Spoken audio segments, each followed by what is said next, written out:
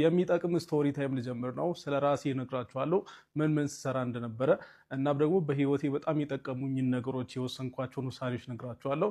እንደሌላው ስቶሪ ታይም አይደለም፣ ትንሽ ሲሪየስ ነው። ስለዚህ ብዙ ሲሪየስ ነገር ማትወዱ ሰዎች ተው ይህንን ስቶሪ ታይም እና ውጡ። ለማንኛውም ይጠቅመኛል ብላችሁ የምታስቡ ሰዎች ትሰሙኛላችሁ ማለት ነው። እኔን እንግዲህ የማታውቁ ሰዎች ካላችሁ ትክክለኛው ስሜ እንግዲህ ዶክተር ጢሞቴዎስ ዘካሪያስ ነው።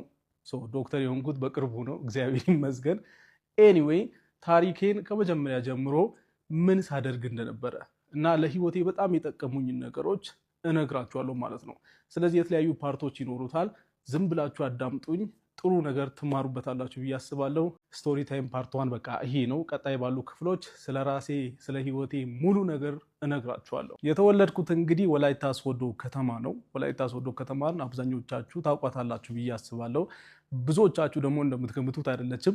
ከተማ በጣም ያደገች ናት። እናም ደግሞ ከአዲስ አበባ ጋር በጣም ኮኔክሽን አላት። ማለት አንድ ነገር አዲስ አበባ ሲጀመር ወዲያውኑ ነው ወላይታ ሶዶ የሚጀምረው። ምክንያቱም ሰው በጣም ይመላለሳል ወደ አዲስ አበባ እና ሊጋባ ትምህርት ቤት ነው የተማርኩት። ሊጋባ ያው የጥበቡ ወርቅዬ የዘፈን ላይ የምታውቋት ሊጋባ የሚባለው ትምህርት ቤት አለ አይደለ? ስለዚህ እዛ ነው የተማርኩት። እኔ 2ኛ ክፍል ምናምን የተማርኩኝ፣ እናቴ 8ኛ ክፍል ተማሪ ነበረች እሷም። እና ትዝ ይለኛል እረፍት ሰዓት ሲደርስ በረዶ ያው ጀላቲ ለመግዛት ከእሷ ሳንቲም ለመውሰድ ይሄድ ነበር እና ክላስ ተማሪዎች ፊት ለፊት ምናምን እያለቀስኩ ምናምን አዋርዳት ነበረ። በጣም ይገርማል። እናቴ በዛ ሰዓት ምን ይሰማት ነበረ፣ ኪሷ ውስጥ ገንዘብ ሳይኖር ምን ይሰማት ነበረ የሚለውን አሁን ሳስበው ዊርድ ነው። ለምንድን ነው አርፌ ማልማረው የሚል ነገር ይሰማኛል። ለማንኛውም ሊጋባ ነው ላይፌ የጀመረው። ቀጣይ ያሉ ክፍሎች ኦኬ 4ኛ ክፍል እያለው በጣም ከባድ ነገር ተፈጠረ። በነገራችን ላይ በህይወቴ የማረሰው አንድ መምህር አለ፣ ዳንኤል ይባላል። መምህር ዳንኤል እኔ አሁን በህይወት ይኑሩ አይኑሩ አላቅም፣ ብቻ በጣም ባለውለታዬ ናቸው። እና አንድ ቀን እናቴን ይጠሯትና ይሄን ልጅ በደንብ ተከታተዩና ትምህርት ላይ ጎበዝ ሊሆን ይችላል ወደፊት ምናምን ይላታል። ክፍል ውስጥ ካሉ ተማሪዎች አንደኛ አልወጣም ነበር፣ 4ኛ 3ኛ ነበር የምወጣው። እና ለምንድን ነው የጠራት? አንድ ቀን የሳይንስ ፈተና ተፈትነን ሳለቅስ አገኘኝና ምንድን ነው ብሎ ሲጠይቀኝ ለምን ኤክስ ገባብኝ ይሄ ነገር ምናምን እንዴት ይህንን እሳሳታለሁ ምናምን ብዬ ሳለቅስ አገኘኝና እናቴን ጠራት። በሚገርማችሁ ሁኔታ እናቴን ጠርቷት ይሄ ልጅ ታያለሽ የሆነ ደረጃ ይደርሳል እና በደንብ ተከታታይ ብሎ መከራት። እና እኔ በዛ ሰዓት እያሳሰበኝ የነበረው ያ ኤክስ ነው እንጂ የፊውቸር ላይፌን ምናምን ጭራሽም አስቤ አልነበረም። ግን እሱ የሆነ የታየው ነገር ነበረ። ከዛ በኋላ ለእኔ ያለው ስሜትም ክላስ ውስጥ እንትን ሲለኝ የነበረበት መንገድ ትንሽ ተቀየረ ማለት ነው። ግን የተፈጠረው ነገር ምንድነው? በዛ ዓመት በጣም ታመምኩኝ።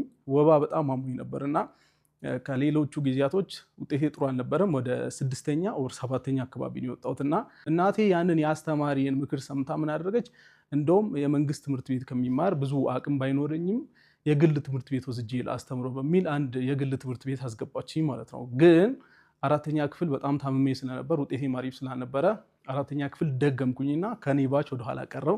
አድቨንቲስት የሚባል ትምህርት ቤት ወይም ደግሞ ዳታ ሳና ሚሞሪያል ትምህርት ቤት በሚባለው ትምህርት ቤት ህይወቴ ቀጠለ።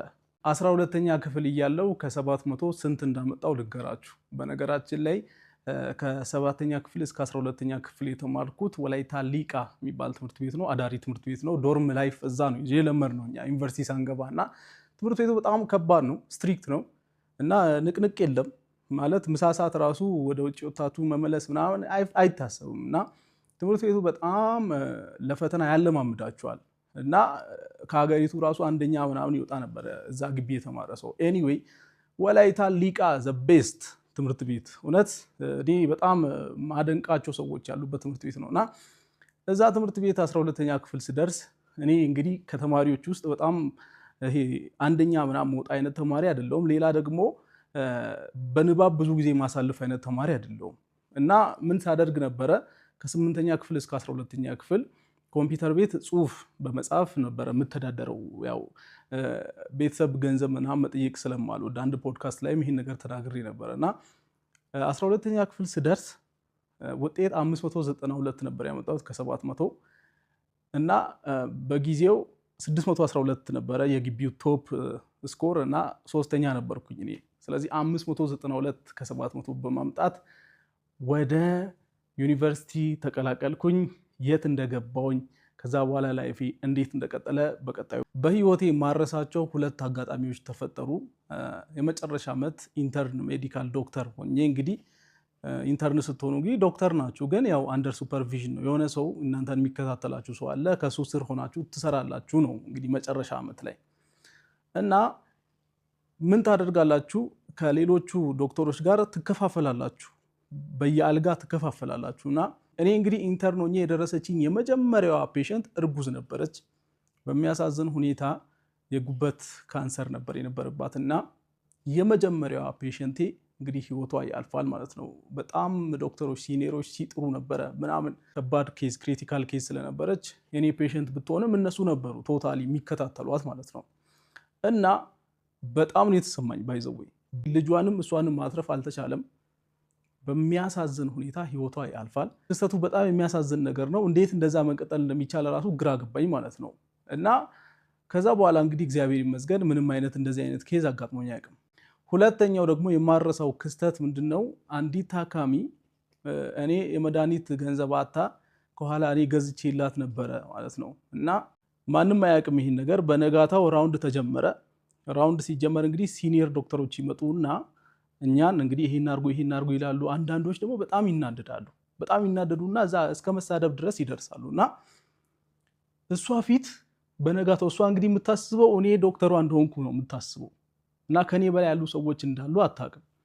እና እሷ ፊት በአማርኛ የሆነ ነገር ይለኛል፣ እንደዚህ ሌሎቹንም እኔንም ምናምን። በጣም አንዳንዴ ሲኒየሮች እውነት ተጠንቀቁ ባይዘወይ እና እንደዚህ አታድርጉ፣ ፔሸንት ፊት እንደዚህ አታድርጉ። በጣም የሚያሳፍር ነገር ነው ባይዘወይ። እኔ ምንም አልሰማኝም፣ የለመድኩት ነገር ነው። ግን እሷ ራውንዱ እንዳለቀ ስታለቅስ አየዋት ማለት ነው። ዶክተሩ ምን ሆኖ ነው አይዞ ምናምን አለችኝ። እኔ ያው የለመድነው ነገር ስለሆነ ምንም አልሰማኝም። ግን ለእሷ አዲስ ነገር ነበረ ማለት ነው። ኧረ ይሄ እኮ ኖርማል ነው፣ እኛ እንደዚህ ነው የምንማረው ምናምን ብዬ አሳመንኳት። ግን በጣም ተሰማኝ። እሷ በዛ ጊዜ ሪያክት ያደረገችበት መንገድ እኔ ኖቲስ ያላረኩትን ነገር እሷ ኖቲስ አድርጋ በጣም ተሰምቷት ማለት ነው እያጽናናች ነበር። እና ሕክምና ትምህርት ላይ ያለው አንዳንድ ይሄ በሲኒየር ዶክተሮች የሚደረገው ነገር ልክ አይደለም። ባይዘወይ በሪስፔክት ቢሆን ይሻላል። እኔ ብቻ አይደለሁም፣ ያው ሁሉም ነው እንደዛ ሲደረግ የነበረው እና ግን በሪስፔክት ቢሆን ይሻላል። 5ኛ ዓመት የሜዲሲን ተማሪ ያለው ቦንዳ እሰራ ነበረ፣ ሱቅ ራሱ ከፍቼ ማለት ነው። እንግዲህ ቦንዳ ማለት አስኮ ጨረታ ሰፈርን የምታውቁ ሰዎች ካላችሁ ከሌሊቱ 11 ሰዓት እዛ ሄዳለሁ። በጣም ወከባ ነው። እንግዲህ አስኮ ጨረታ ማለት እንደዚህ ህዝብ ተሰብስቦ መሀል ላይ የሚገዛው ሰው ተሰብስቦ በዙሪያ እንደዚህ የሚያጫርቱ ሰዎች ቆሞ ታፍናችሁ እዛው ምናምን ታግላችሁ ነው ማለት ነው የምትጫረቱት። እና እንደዚህ ጠቅልላችሁ ነው ብር የምትወረውሩት። ከዛ እነሱ ልብሱን ይሰጧችኋል። መጀመሪያ ትጫረታላችሁ 500-600 ምናምን እያላችሁ ማለት ነው። እና እጄ ይሄንን ብር ከመጠቅለል የተነሳ እጄ እዚህ ጋር ተፋፍቆ የሆነ ምልክት ራሱ አውጥቶ ነበር። እና ምን አደርጋለሁ 11 ሰዓት ድረስ 11 ሰዓት እጄ እስከ ጠዋቱ 12 ተኩል አካባቢ ጫርትና ልብሶቹን እንደዚህ በማዳበሪያ ይዤ እመጣለሁ። ሶሻል ሚዲያ ላይ እሰራለሁ። ግን ንግድ በቃ መስራት እንዳለብኝ ስለገባኝ ማለት ነው። ዳሎል ገበያ የሚባል ድርጅት መስርቼ ነበር፣ ሱቅ ከፍቼ ነበረ፣ ቦንዳ ቤት ማለት ነው። እና ከዛ የሆነ ልጅ አለ ያደርስልኛል እሱ ወደ ሱቁ። ከዛ እኔ ክላስ ገብቼ እስከ ምሳ ሰዓት የምሰራውን ነገር እሰራና ምሳ ሰዓት ደግሞ ወደ ሱቅ እየሮጥኩኝ ሄዳለሁ። እዛ ልብሶቹን እየለበስኩኝ ምናምን ፕሮሞሽን ቪዲዮ ሰራ ነበረ ማለት ነው። ከዛ ፖስት እናደርጋለን። ከስተመር በከስተመር ነበረ ቤቱ። በጣም የሚገርም ነበረ በጊዜው። ግን በአንድ ወር ውስጥ ያ ሱቅ ሙሉ በሙሉ ተዘረፈ ማለት ነው። በሩን ሰብረው ገብቶ የህንፃው ባለቤት ደግሞ ምንም ኃላፊነት አልወስድም ብሎ በቃ ጭራሽ እንደውም እኔን በፖሊስ ሊያስይዘኝ ነበርላ ማለት ነው። በጣም ተስፋ አስቆረጠኝ። በጣም ሊያድግ የነበረ ቢዝነስ በዛ ህንፃ ምክንያት ፌል አደረገ ማለት ነው። እና አስቡት እንግዲህ በዛ እንደዛ መከራዬን አይቼ የሰራሁትን ስራ አጣው። ከዛ በኋላ በጣም ሞራሌ እንትን አለና የቦንዳ 1ኛ ዓመት 2ኛ ሴሚስተር ተማሪ ያለው ያጋጠመኝ ነገር ልንገራችሁ። እና እንግዲህ ዩኒቨርሲቲ ከገባው በኋላ የመጀመሪያዎቹን አካባቢ በጣም አሪፍ ውጤት ነበር ያመጣሁት። ከዛ በኋላ ግን 2ኛ ሴሚስተር ላይ ሶሻል ሚዲያ ላይ በደንብ መስራት ፈለኩኝ። እናም ደግሞ ሙባረክ ይባላል የዶርሜ ልጅ ነው። እና አንድ ቀን አንድ ጓደኛው ከሶሻል ሚዲያ ገንዘብ እንደሰራ ነገረኝ ማለት ነው። ከዛ እርግጠኛ ነኝ አልኩት፣ ተከፈለው ብሩን ተቀበለ አልኩት። ከዛ በኋላ ኢሚዲየትሊ ሄጄ ነበር እኔም ቻናል የከፈትኩት እና ትንሽ መንቀሳቀስ ስፈልግ በጊዜው አዲስ ስለነበርኩኝ ኢንቴንሲቭ ነበር ሶሻል ሚዲያ ላይ ስሰራ የነበረው። ከዚህ በፊትም የነበረው ውጤቴ በጣም አሪፍ ስለነበረ ኖርማል ይሆናል ከዚህም በኋላ ያለው አትሊስት አልወድቅም በሚል ሀሳብ በደንብ ትምህርቴን መከታተል ቀንሼ ሶሻል ሚዲያ ላይ ፎከስ ማድረግ ጀመርኩኝ ማለት ነው። ከዛ በኋላ ምን ሀፕን ያደርጋል ወደ 61 ነበር ከመቶ ያመጣሁት አቨሬጅ ማለት ነው። ግን በጊዜው አንዳንድ ችግሮች ተፈጠሩና 57 ነጥብ ምናምን ተብሎ ተለጥፈ ማለት ነው። 57 ማለት እንግዲህ ወድቃችኋል ማለት ነው። ዲ ነው ያመጣችሁት፣ 60 ነው ሲ ማለት ነው። ከዛ በኋላ እኔ ብቻ አልነበርኩም፣ ወደ 30 40 ተማሪ የሚሆን ተማሪ እንደዛ ተፈጥሮ ነበር። ሞጁሉም ከባድ ነበር፣ እኔ ብቻ አልነበርኩም። ከዛ በኋላ እንግዲህ እኔ አልለመድኩም፣ መውደቅ ምን እንደሆነ አላቅም። ከዚህ በፊት ቶፕ ስኮረር የተባልኩኝ ምናምን የለመድኩ ልጅ ነኝ። እዚህ ጋር አዲስ ነገር ተፈጠረ። በጣም በህይወቴ ስህተት እንደሰራው ተሰማኝ ሶሻል ሚዲያ ላይ መስራቴ። ግን እርግጠኛ ነበርኩኝ ይህን ትምህርት ብቻ እየተማርኩኝ ህይወቴ ሊቀጥል እንደማይችል እና ሌላ ገቢ እንደሚያስፈልገኝም እርግጠኛ ነበርኩኝ። ስለዚህ ግዴታ ሶሻል ሚዲያ ላይ መስራት እንዳለብኝ አምናለሁ። ግን ውጤቴን ለማስተካከል ስል በጣም ቀጥሎ ያሉትን ትምህርቶች በደንብ መማር ጀመርኩኝ እና ሪሜዲያል የሚባል አለ። ሜዲሲን ተማሪ ስትሆኑ አንድ የሆነ ኮርስ ዲ ካመጣችሁ የአመቱ መጨረሻ ላይ ሪሜዲያል ትፈተናላችሁ እና ያንን ሪሜዲያል ለመፈተን በጣም በቃ ስቸክል ነበር፣ ሳነብ ነበር እና ለካ አንብቤ እኔ በቃ ለሪሜዲያል ፈተና ሬዲ ሲሆን ለካ ውጤታችን ሲጀመርም እንደዛ አልነበረም እና ኦሬዲ አልፌ ነበረ። ዝም ብዬ ነበር ስለፋይ ነበረው። ግን ያው እንኳን አነበብኩኝ ያንን ኮርስ በደንብ ሳላቅ ላልፍ ነበረ እና በዛ ሁኔታ አለፍኩኝ። ቀጣይ ህይወቴ ይጀምራል። ሶሻል ሚዲያም ላይ በደንብ መስራት፣ ትምህርቴንም አብሬ ለማስኬድ መታገል ቀጠልኩኝ ማለት ነው። ልክ ዩኒቨርሲቲ እንደገባው በጣም ከባድ የሆነ ዲፕሬሽን ውስጥ ነበር የገባሁት። እኔ እንግዲህ 592 ከ700 ስላመጣሁኝ የሜዲሲን እንደመማር እርግጠኛ ነበርኩኝ። ግን ቅዱስ ጳውሎስ ነው የሚሻለው ወይስ ጥቁር አንበሳ? ሁለቱም የመንግስት ናቸው። ባይዘው ቅዱስ ጳውሎስ የግል የሚመስለው ሰው ስላለ ማለት ነው። ኤኒዌይ ቅዱስ ጳውሎስ ለመግባት ፈተና ያስፈልጋል፣ ትንሽ ተማሪዎችን ብቻ ስለሚቀበል። በወቅቱ ወደ 4000 ምናምን ተማሪዎች ነበሩ የተፈተኑት። ከዛ ውስጥ ወደ 86 ተማሪ ነው የተመረጠውና ከ86 ተማሪ 9ኛ ነበር የወጣሁት እና ከገባው በኋላ ግን እኔ ያለመድኩት አዲስ ኢንቫይሮንመንት ነበረው። እኔ ከዚህ በፊት እንግዲህ ጎበዝ ተማሪ ከሚባሉት ውስጥ በሆንም ምንድነው ከጓደኞቼ ጋር ቺል ማድረግ ወዳለው፣ ሌላ ተጨማሪ ስራ ሰራለው ምናምን። ግን ያው ሜዲሲን ስትገቡ የሜዲሲን ተማሪ ባህሪው ትንሽ ቆፍጠን ያለ ነው እና እንግዲህ ከየክላሶቻችሁ አንደኛ ሁለተኛ የሚወጣውን ተማሪ ማሰብ ነው። እነሱ ናቸው ዩኒቨርሲቲ የሚገቡት እና አዲስ ነገር ነበረ ለኔ፣ በጣም የሚያስደነግጥ ነበረ። ስራም አዲስ ስራ መስራት አልችልም። አንደኛ ዓመት ሁለተኛ ሴሚስተር ላይ ያጋጠመኝን በጣም አስደንጋጭ ክስተት ነግራቸዋለሁ በቀጣዩ ክፍል። ዛሃ ግሩፕ ለምን እንደተበተነ እና ለምን እንደተለያየ ልንገራችሁ። ይሄ ነገር ለሌሎቻችሁም በግሩፕ መስራት ለምትፈልጉ ሰዎች በጣም ኢምፖርታንት ነው። እኔ እንግዲህ 4ኛ ዓመት የሜዲሲን ተማሪ ያለውኝ የምንማረው በዛ ጊዜ 4ኛ ዓመት ትምህርት ከሌላ ጊዜ ትምህርት ትንሽ ይሻላል። ግማሽ ቀን ነው የምንማረው፣ ዲዩቲ ምናምን ማታ ማደር የለም፣ እንደዚህ አይነት ነገር የለም እና ጥሩ ጊዜ ነበር ለኔ። ስለዚህ ከነሱ ጋር ሙቭ አውት አደረኩኝ። 6 ሆነን እኔ አብሬሎ ኤችዲ፣ አሲርታድ፣ ባቢ፣ ኤሲ፣ ዋፍ ማንዳ ሆነን እንግዲህ ገባን ማለት ነው። ጀሞ ለቡ ሙዚቃ ሰፈር 35,000 ብር ግራውንድ ፕላስ 3 ቤት ተከራይተን በቃ በኢትዮጵያ ታሪክ የመጀመሪያው ሶሻል ሚዲያ ክሬተሮች አንድ ላይ ሙቭ አውት ሲያደርጉ ማለት ነው። እና እዛ ገባን። እዛ ገብተን በምንሰራበት ጊዜ እኔ በህይወቴ በጣም የማመሰግናቸው ብራዘሬ ታናሽ ወንድሜ ነፍሱን ይማርና ህይወቱ ያለፈ ጊዜ በጣም አስደንጋጭ ነበረ። ማንም ኤክስፔክት ያላረገው ነገር ነበረ እና እነሱ እንግዲህ መኪና ተከራይተው እኔ ምን እየሆነ እንደነበር ራሱ በጊዜው አላስታውስም። እኔን ምን እያደረጉኝ እንደነበር ራሱ አላቅም። እና መኪና ውስጥ ይዘውኝ ሄዶ ምናምን ከቤተሰብ ጋር ያገናኙኝ እና እነሱ ነበሩ ምሽት ማለት ነው። እና በጣም ነው የማመሰግናቸው። ወንድሞቼ ናቸው እስካሁን፣ ጓደኛ ብቻ አይደሉም። እና በጣም በልጅነታችን የተገናኘ ነው። ብዙ ነገር አስበን ምናምን እንትን ማንል ሰዎች ስለነበርን በትንሽ የሀሳብ ግጭት ነው እንግዲህ ይሄን ነገር በዲቴል ላለማውራት ስለተስማማን አላወራም። እና እንግዲህ ያው በግሩፕ ስትሰሩ ትንሽ የሀሳብ ግጭት ሲኖር አብራችሁ መስራት አትችሉም ማለት በቃ አንድ ጊዜ ቪዲዮ መስራት ሲደብራችሁ ስትተው ምናምን ሌላ ነገር ሲመጣ ስትደባበሩ ምናምን በቃ ለየግል ብንሰራ ይሻላል። እኛ ባይዘወይ ተጣልተን እንደዚህ ምናምን ተባብለን አይደለም የተለያየ ነው። በቃ እንደዚህ ይሄ ተነጋግረን ማለት ነው ዲስከስ አድርገን ምናምን ነው እና ግጭት ይሄ ምናምን አልነበረም። ብቻ በግሩፕ መስራት የምትፈልጉ ሰዎች ካላችሁ ሶሻል ሚዲያ ላይ ህግ ያስፈልጋችኋል፣ ማኔጀር ያስፈልጋችኋል። በቃ አንድ ሰው ከአንዱ ጋር ሲጣላ የሆነ በዚህ ህግ መሰረት እንደዚህ አንተ እንደዚህ ማድረግ አለብህ የሚል ህግ ያስፈልጋችኋል። እና እኛ በዛ ጊዜ ብዙም ስላላወቅን ያን ያክል በጣም የማደግ ቻንስ የነበረው በጣም ብዙ ሰው የወደደውን ኮንተንት ትተን እንግዲህ ለየግል የራሳችንን መንገድ ይዘን ሄድን ማለት ነው። ሶሻል ሚዲያ ላይ ለመጀመሪያ ጊዜ ስንት ብር እንደተከፈለኝ ልንገራችሁ። እና እንግዲህ እንደዛ እያለ ህይወቴ ይቀጥላል።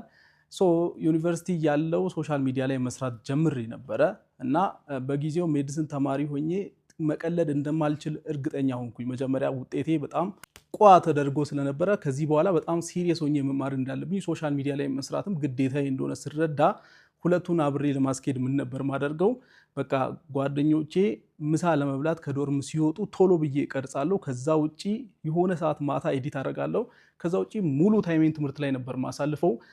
እግር ኳስ በጣም ነበር ማየው፣ ቶታሊ አቆምኩኝ። ፊልም በጣም ነበር መወደው፣ ቶታሊ አቆምኩኝ። በቃ ህይወቴ ወይ ትምህርት ወይ ሶሻል ሚዲያ ብቻ ነበረ ማለት ነው። ከሰው ሁሉ ተለየው እና የሆነ ሰዓት ላይ እየሰራው መሃል ላይ ኮሮና ገባና ወደ ቤት ሂዱ ተባለ ማለት ነው።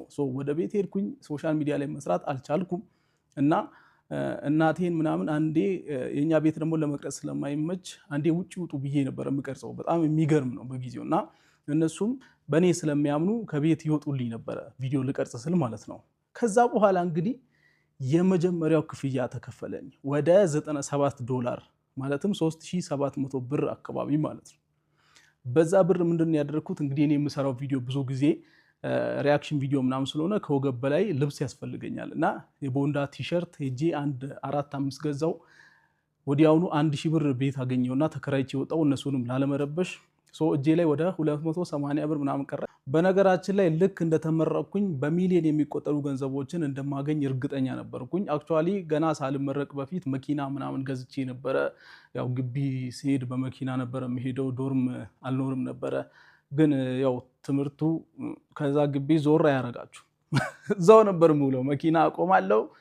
ቀኑን ሙሉ እዛ አፈር ስበላ ውዬ እዛው አድሬ ነው በቃ በጠዋቱ ቤት ከገባው ገብቼ ቁርሴን በልቼ ድጋሚ ይዘው።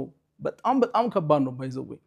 የህክምና ትምህርት እኔ በጣም ከውስጣችሁ በጣም ፈልጋችሁ ካልሆነ በስተቀር የሚገፋ አይደለም። በጣም ከባድ ነው። ግን በቃ አንዴ ከገባችሁበት መውጣት ደግሞ አትችሉም። ምን እንደሚይዘን እዛ እንደዚህ አስሮ በቃ የሚይዘን ነገር እንደሆነ አላውቅም። ብቻ እኔ ለፕሮፌሽኑም ክብር አለኝ። በጣም ትልልቅ ውሳኔዎችን መወሰን ጀመርኩኝ። አክቹዋሊ ገና ሳልመረቅ ነው ያገባሁት። ባለቤቴን እንግዲህ ብዙዎቻችሁ ታውቋታላችሁ ብዬ አስባለሁ። ከዩኒቨርሲቲ ሳልወጣ በፊት ነው ኢንጌጅመንት ምናምን ያደረግነው እና እንግዲህ አብረን እየሰራን አብረን ያደግነው እና አሁንም በቃ ኤቭሪቲንግ አብረን ነው የምናደርገው። ባለትዳር ምናምን ብቻ ሳንሆን ጓደኛማቾች፣ የስራ ባልደረቦች ጭምር እና ህይወትን አብረን ነው የምንገፋው። ጥሩም ነገር ሲኖር አብረን፣ መጥፎም ነገር ሲኖር አብረን ለ4-5 ዓመታት በቃ ህይወትን እኔ ካምፓስ እያለሁ እሷ ደግሞ ከውጭ ህይወትን ስንታገል ነበር። በቃ መከራ ትግል ነበር እና አሁን ብቻ ተመርቄ ከወጣሁ በኋላ በጣም ብዙ ኢንካም ማግኘት ጀመርኩኝ። ሶሻል ሚዲያም ላይ በአሪፉ መስራት ቀጠልኩኝ እና ገቢዬ በጣም ጨመረ እና ደግሞ ትልቅ ድርጅት አቋቋምኩኝ። ዳሎል ኢንተርፕራይዝ ይባላል። ውስጡ 3 ድርጅቶች አሉ። አንደኛው እንግዲህ ዳሎል ኢንተርቴንመንት ቻናል ነው። እዛ ላይ ቪዲዮ እንለቃለን። ከምንለቃቸው ቪዲዮዎች ነው ገቢ የምናገኘው ማለት ነው። ሁለተኛው ደግሞ ዳሎል ገበያ ይባላል። በነገራችን ላይ የዳሎል ገበያን ዌብሳይቱንም የፕሌይ ስቶር ላይ ያለውን አፕሊኬሽንም የሰራሁት ራሴ ነኝ። ራሴን አስተምሬ ማለት ነው። እና ሌላው ደግሞ ዳሎል አካዳሚ ይባላል። ዳሎል አካዳሚ ደግሞ ኮርስ የሚሰጥበት ነው። የኮንቴንት ክሪኤሽን ኮርስ፣ ቪዲዮ ኤዲቲንግ ኮርስ ቦሌ አለምነሽ ፕላዛ 10ኛ ፎቅ ትልቅ ቢሮ 160 ካሬ ማለት ነው። አንድ ትልቅ ግቢ የሚያክል ቢሮ ተከራይቼ እዛ ነው እየሰራው ያለው አሁን እና እግዚአብሔር ይመስገን እንደተመረኩኝ ይህን እንደማድረግ እርግጠኛ ነበርኩኝ። ምክንያቱም ያው ትምህርቱ ይዞኝ ነው እንጂ ሳላቀርቼ አይደለም ምን ማድረግ እንደነበረብኝ፣ ግን ትምህርቱ ቅድሚያ ሊሰጠው ስለሚገባ ነው። በቀጣዩ ክፍል ህክምናን ትሰራለህ ወይስ አትሰራም ለምትሉ ሰዎች መልስ እሰጣለሁ። እና ዶክተር ሆነ ትሰራለህ ወይስ አትሰራም? ለምንድነው ሶሻል ሚዲያ ላይ የማድረግ ስምን ማትጠቀመው? ዶክተር የሚለውን ለምንድነው ማትጠቀመው ብሎ ብዙ ሰዎች ይጠይቁኛል። እና አንደኛው እንግዲህ ህክምናን መቼም ማንም ተው ቢለኝ አልተውም። ባይዘወይ በጣም ማከብረው ሙያ ነው። ቮለንቲር ሆኜ ነው ማገለግለው።